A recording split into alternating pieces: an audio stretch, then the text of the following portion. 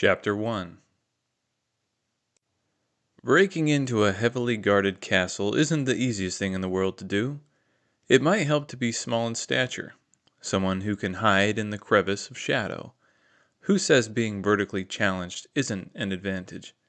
If not short, blending in as best you can would be advisable. Nothing to stand out.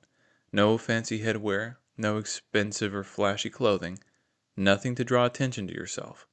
With all of these tips in mind, and the already established rule that burglarizing a castle is hard to do, you might appreciate knowing that our hero is a giant. Giant, you say? Let me explain. We are not talking about a Jack and the Beanstalk sort of giant. That's silly. Men taller than 50 feet high are as fictitious as unicorns, leprechauns, or perfectly ripe mangoes. They just don't exist. This giant stood around 2 heads taller than the usual man, with broad shoulders, a bushy beard, and a wide smile. He wore a loosely buttoned shirt, standard trousers, and a flat-style hat. The castle was constructed of dark stone, almost black, which made for an interesting sight as the sun fell and night ruled. The building itself was not tall. In fact, it might have been the shortest castle of any surrounding kingdom. But it was tasteful, and that counts for something. Really, the castle is of little import, at least to our story. It was a relatively short, dark castle. That's enough. The ruler of the place was called Turban. King Turban was a collector of sorts, amassing an impressive assortment of prizes ranging from antiques to statues to coins to rare stones. His kingdom was modest, with fewer people than you might think. So, how did he afford such a collection? Well, he didn't. He couldn't. He had neither the wealth nor the means to fill his room as he had. But when you have the title of king next to your name, you are allowed certain privileges, should you choose to exercise them. Taking from underlings was one such perquisite. When that isn't enough, travelers become easy targets. Past that, Turban was a liar. One of his favorite tricks was to create stories surrounding certain items in his possession. For example, on one occasion, Turban crafted a deal with a neighboring mogul, telling him of a rare and beautiful chalice. He claimed it had been owned by a powerful sorcerer, one of his most prized belongings. A delightful dishware, as it were. In return for the chalice, Turban received a pile of silver, which he then used to procure a litany of other prizes. And the chalice? Had it belonged to the sorcerer? Of course not. Turban had taken it from a peasant in a standard raid, some worthless family heirloom. But it was pretty, it was shiny, it was old. It had a unique family crest that could not be traced anywhere in particular. The mogul ate the story up like a blue ribbon apple pie.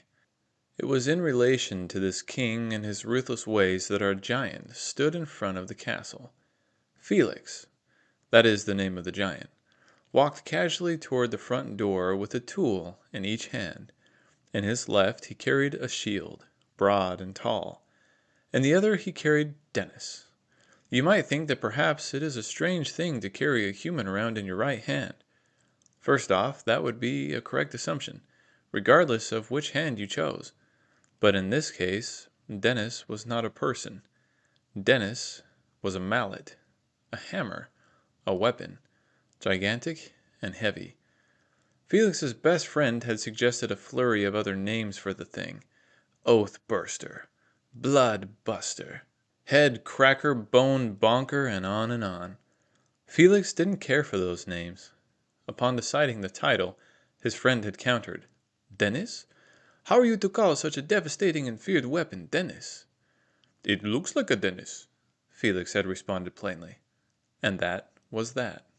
Felix, armed with the shield and Dennis, approached the castle.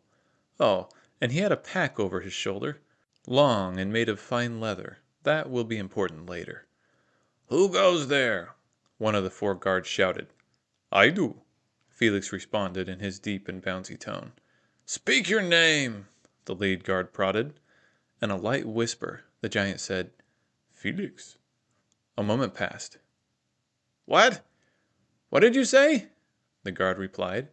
Again, just as quiet. Felix. I can't hear you. Why do you whisper your name? The guard said angrily.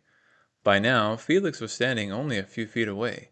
Each of the guards, now more aware of the danger that approached, stood ready with sword in hand. You only said to speak my name. You didn't tell me how to speak it, so I thought I could pick. Felix stood perfectly still, looking from one guard to the other.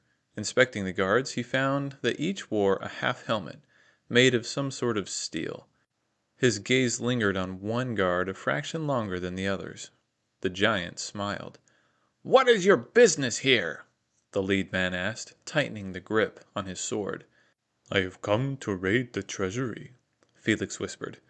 The men leaned closer, unable to understand. What did you say? Speak up, the guard demanded. I have come to raid the treasury, Felix exclaimed. Their helmets practically shook from the power of the delivered words.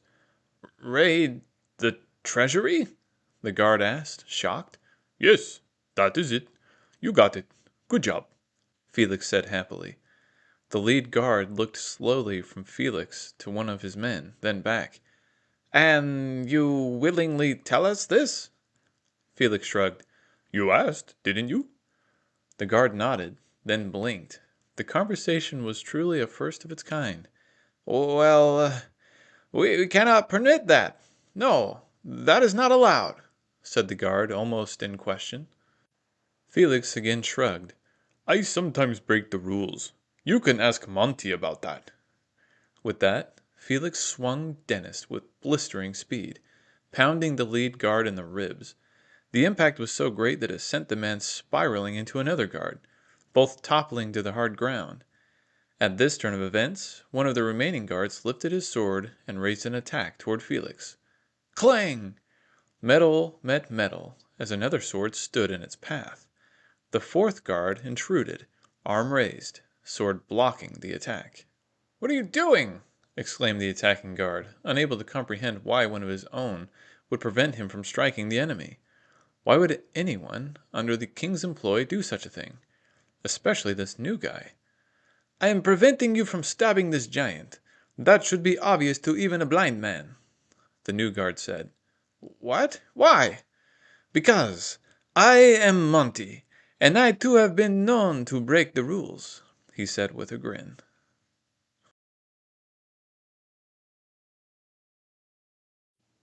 Chapter 2. A short clash of swords followed that ended with Monty sending the guard into a nearby pond. The man splashed and flailed and struggled, his boots gripped by the thick mud. Monty turned to Felix, who had taken rope from his pack and tied the other guards back to back. You stay here now, okay? Said the deep-voiced giant politely. Nice to see you again, my friend. Splendid timing, if I do say so, Monty said, removing his helmet. His hair was longer and black with a natural curl, and on his lip he sported an equally black mustache. Thanks, Felix answered. Good to see you too. Did you remember? Monty asked. That depends. Depends on what? On what I have forgotten, Felix said. Felix, did you remember my bow? Monty prodded, more specifically this time. Ah, your bow. Yes. Why didn't you say so? It's in my pack. Monty shook his head but smiled. Felix, someday you will learn that one must not be so literal all the time. Felix wondered silently if this were true, pondering the word someday far too literally. The two approached the front gate, to which Monty knew the secret. No key here. Instead, a puzzle lock had been installed mere weeks before, high-tech by their standards. Monty maneuvered and shifted the mechanical dials and levers in a specific order. A click sound was heard here and there indicating levels of success. That looks like fun. Think I could give it a try? Felix asked. Oh no, my friend. This is a complicated pattern. It took me days to figure out. In fact, if I am to be honest, the ending still tries me. It is a good thing that I was able to get the job here at the guard so many weeks ago. Otherwise, I surely would have failed at this task. It had been crucial to the plan of raiding the treasury that the pair had an inside man. After careful consideration, they determined it made an awful lot of sense to simply insert Monty. An idea occurred that it might be possible for Monty to gain access to the treasury himself, but inside guard positions were reserved for King Turban's most trusted and experienced men. Relegated to the gate, Monty and Felix had crafted their strategy. After a second and third attempt, a mumble of curse words, and an apology for said curse words, the lock finally cracked open. Monty smiled. Excellent. Now we enter. Monty, should you place your helmet over your head? Felix reminded. Monty shook his head in reprimand. Ah, where is my mind? And here, Felix, place your shield around your back, and your mallet inside the pack. Do you think it will hold? Not for very long, Felix answered. We shouldn't need very long. And here, I should fasten these ropes around your wrists to put forth a more convincing display. You are my prisoner, of course, but do not worry, I won't tie them too tightly. Felix shrugged. Go ahead and tie them tight. It will look better. I want you to be able to free your hands at a moment's notice. Trust me, it won't be a problem. Plus, it will be more fun. Monty curled his lips and nodded. If you say so. I do say so. I just did. Hands tied tightly, helmet placed atop Monty's head, they proceeded to enter the castle.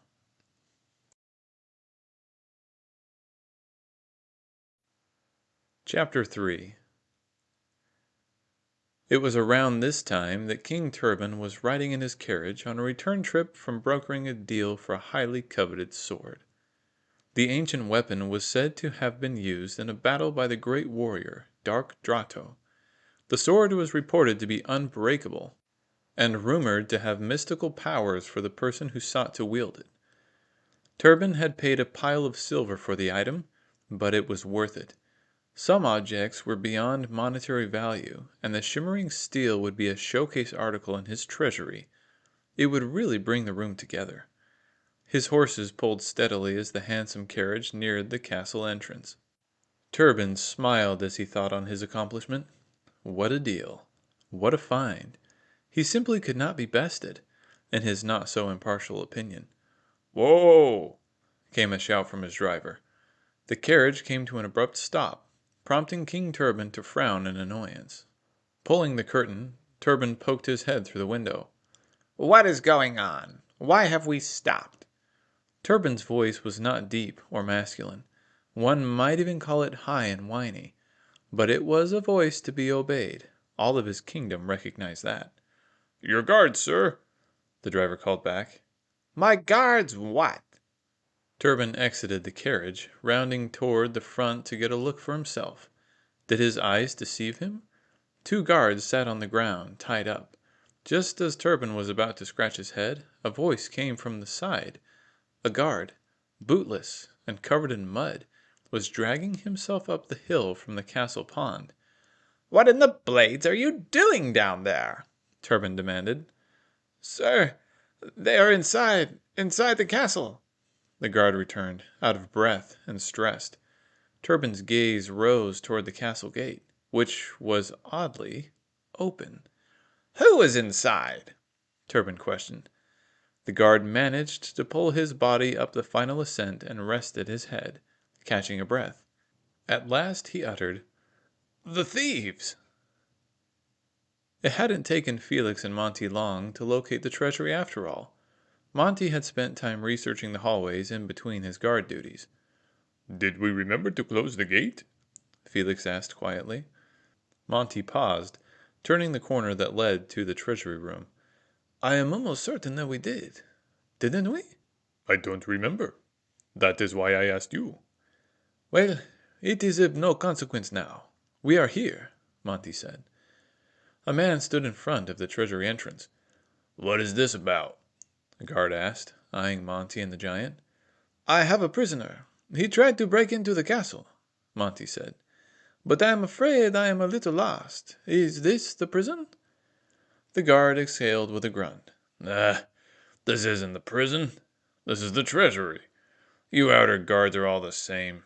Can't think as far as you can throw a stone. Felix couldn't help but wonder at the statement. How could one throw a stone with his thinking? The guard glanced up at the giant. Oh, would you look at that? It knows how to talk. Of course I know how to talk. I learned many years ago from my mother. The guard gave a look of disgust. What was she? An elephant? Felix furrowed his brow.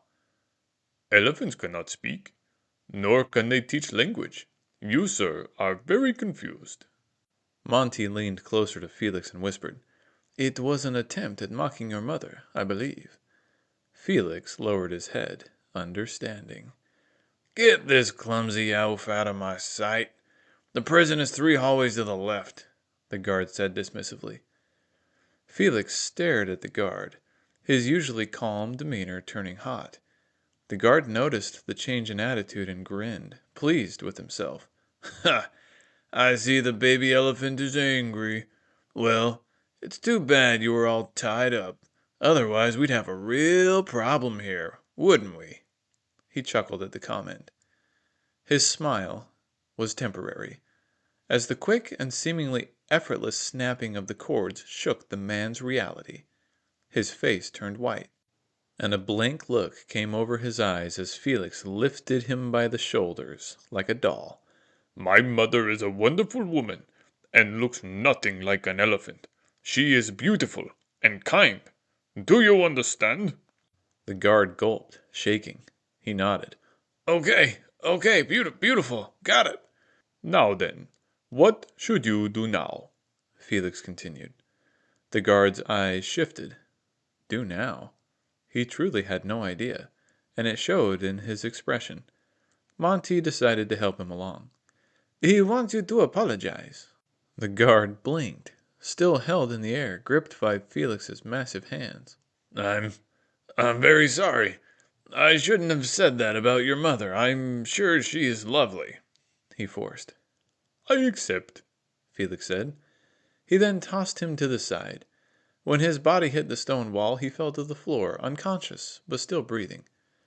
It's a good thing he apologized. Otherwise, I can only assume that you'd have really hurt him, Monty said. The pair moved toward the door. After a quick inspection, Monty frowned. I have failed my friend. This door also requires a puzzle, which must be solved in order to gain entrance. This is a new development, I am afraid. Just a few days ago it was protected by a key, which I hoped the guard would have. This guard may know the pattern to solve the puzzle, but I am sure it is different from the one at the gate, and the guard is unable, for the time being, to help us. Felix bobbed his head, understanding. I think maybe I can help. After a step back, he lifted his heavy leg and slammed his bootless foot into the door. Felix never wore boots and thought less of Monty for doing so. The door cracked and split down the center. That will work, Monty said plainly. Then he reached inside and worked the interior lock, freeing the rest of the door. Light flickered. The large room glittered as illumination bounced off the gold, silver, and other metals within. They paced the room in search of the desired object. This is a big place, Felix pondered aloud. So many items. Yes, it is quite exquisite, I must admit. Though I will say it almost feels to be missing something to tie the whole thing together, Monty added. Felix, wandering carefully around the tables and shelves, was drawn to a specific item, a stone, a jewel. Look at this one. It is very pretty, he said, handling it. But it is broken. The stone was nearly transparent, some type of crystal perhaps, and the giant was correct. It was but a half, clearly broken down the middle. Where do you think the other piece is? Monty did not respond. Do you think I could keep it? Felix wondered. We are not here to steal, remember? Monty replied. Well, sort of. No, this is not stealing. We are taking something back. Retrieval is different from theft. Put that broken crystal back. It is a distraction. Felix nodded, then with sadness he replaced the pretty stone. A minute passed before Monty called to Felix. Here! I have found it. Chapter 4. Are you sure this is it?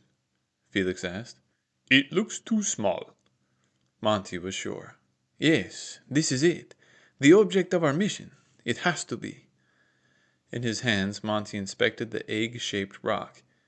It had been hand-shaven and embedded with jewels in a delicate design. Never had Monty laid eyes on something so beautiful.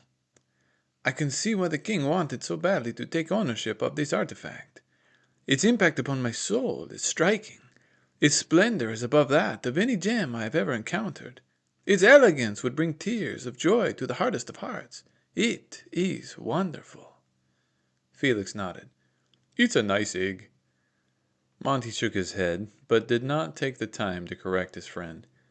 It's more than a nice egg, you blundering fools! Monty and Felix turned to see a man, the king, standing near the doorway. With him, the driver from the carriage, and 2 guards who had taken notice of Turban's rushed entry.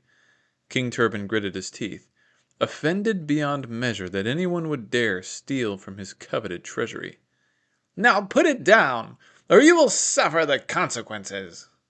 A moment passed, then Felix said, What consequences? King Turban turned his head slightly, confused. What? What consequences do you mean? You didn't go into detail. Felix answered. Monty nodded. He is right. I too expected that you were about to elaborate on the subject. It seems there was a lack of communication. Should we be aware of the consequences before you have explained them? This does not seem fair. Frustration did not begin to cover the king's emotions.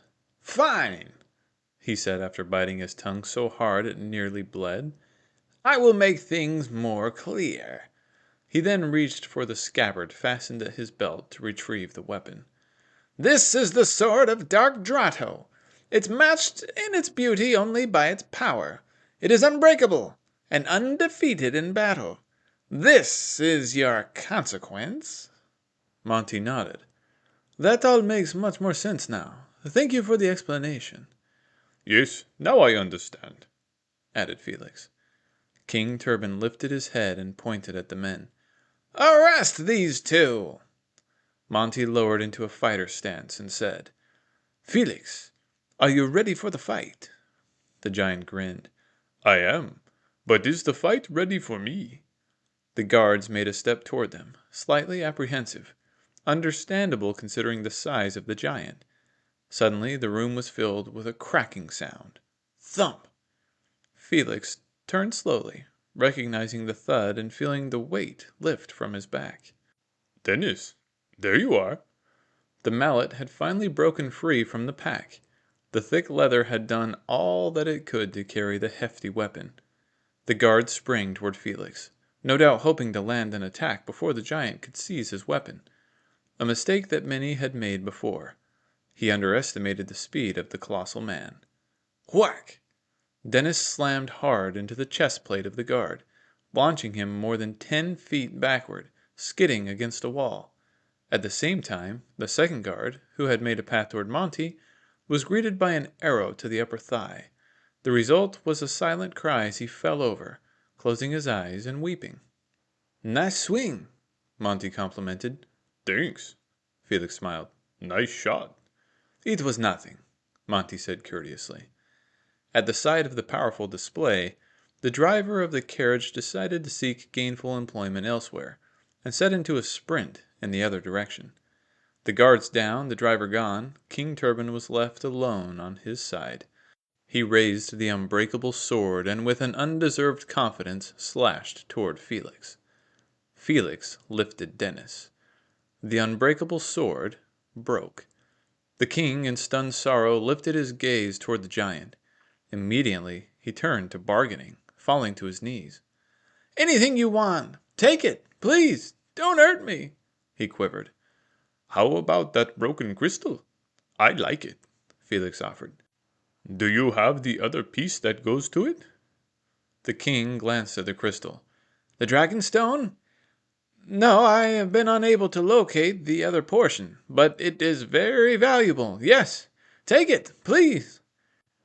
Felix turned, grabbed the crystal, placed it in his pocket, and smiled. Thanks.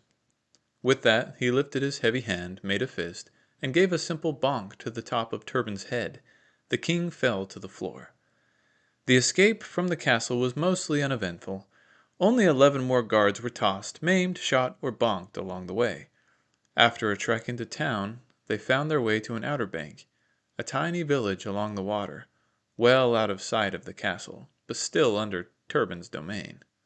Monty approached the entrance of a modest hut and knocked on the door. A woman, elderly, gray, with warm eyes, opened to greet them. "Hello, ma'am. I believe we have something that belongs to you," Monty said with a smile. The woman blinked and her eyes glanced toward the object, wrapped in a white cloth. The bundle passed and tears began to flow as she understood. "You found it.